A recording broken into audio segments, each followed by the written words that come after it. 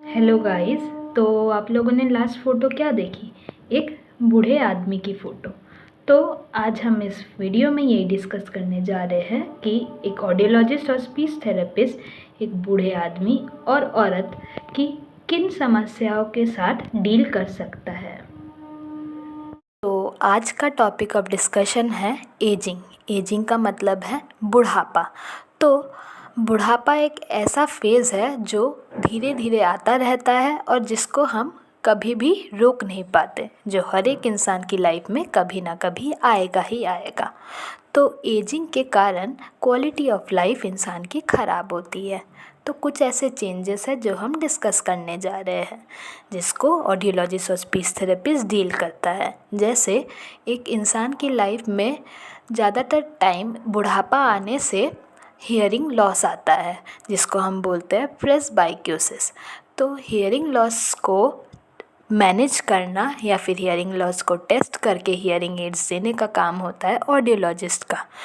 तो आजकल की हियरिंग एड्स इतने टाइप्स की हो गई है कि इतनी छोटी जिनको हम देख भी नहीं पाए, या फिर इतनी ही कंफर्टेबल जिसको पहनने से आपको कुछ पता ही नहीं चला। और हियरिंग एड्स इतनी ही ज़्यादा टेक्नोलॉजिकली फ्रेंडली हो गई है कि हम लोग एक बार उसको चार्ज पे लगा दें रात पे, और सुबह अगर उठा के यूज़ करने लगे तो वो पूरे दिन चलेगी। इन हियरिंग एड्स को ब्लूटूथ से कनेक्ट कर सकते हैं, साथ ही साथ इन हियरिंग एड्स को टीवी से कनेक्ट कर सकते हैं, जिसके थ्रू एक इंसान टीवी भी देख पाएगा और फ़ोन भी चला पाएगा हियरिंग एड्स के थ्रू ही, जिसको मैनेज करता है ऑडियोलॉजिस्ट।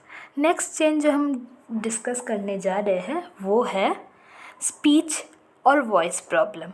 तो स्पीच और वॉइस प्रॉब्लम कैसे आते हैं? जैसे बुढ़ापा आता है, वोकल फोल्ड्स जो है वो थोड़े से वीक हो जाते हैं। वोकल फोल्ड्स अपना काम थोड़ा सा डीले में करते हैं, जिसके कारण एक इंसान की जो वॉइस होती है जो हल्की हो जाती है, सुनने में लगता है कि उसकी आवाज़ कैसी पतली सी हो जा रही है। एक बूढ़े आदमी की आवाज़ पतली सी हो जाती है या औरत की आवाज़ भारी सी हो जाती है, और उनका जो वॉल्यूम होता है वो कम हो जाता है, जिसको मैनेज करता है एक स्पीच थेरेपिस्ट।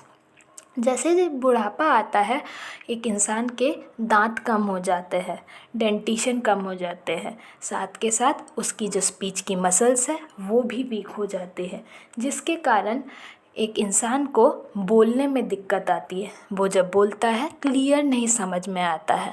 और जैसे मैंने बताया, दांत टूटने लगते हैं, स्पीच के मसल्स जो होते हैं वो वीक हो जाते हैं, फेशियल मसल्स वीक हो जाते हैं, टंग मसल, सारी चीज़ें वीक होने लगती है, जिसके कारण स्वेलविंग की भी प्रॉब्लम आती है। जैसे खाना निगलने में प्रॉब्लम आती है, खाना चबाने में प्रॉब्लम आती है, या फिर कभी भी खसका लग सकता है। इस तरह की प्रॉब्लम से भी डील करता है एक स्पीच थेरेपिस्ट।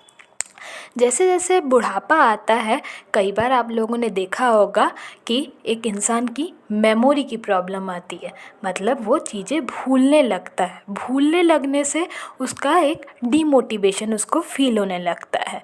तो डिमेंशिया को भी मैनेज करता है एक स्पीच थेरेपिस्ट।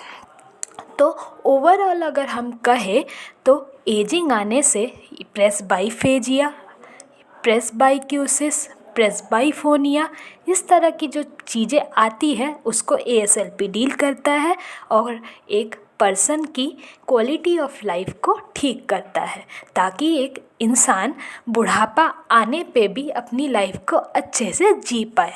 Thank you.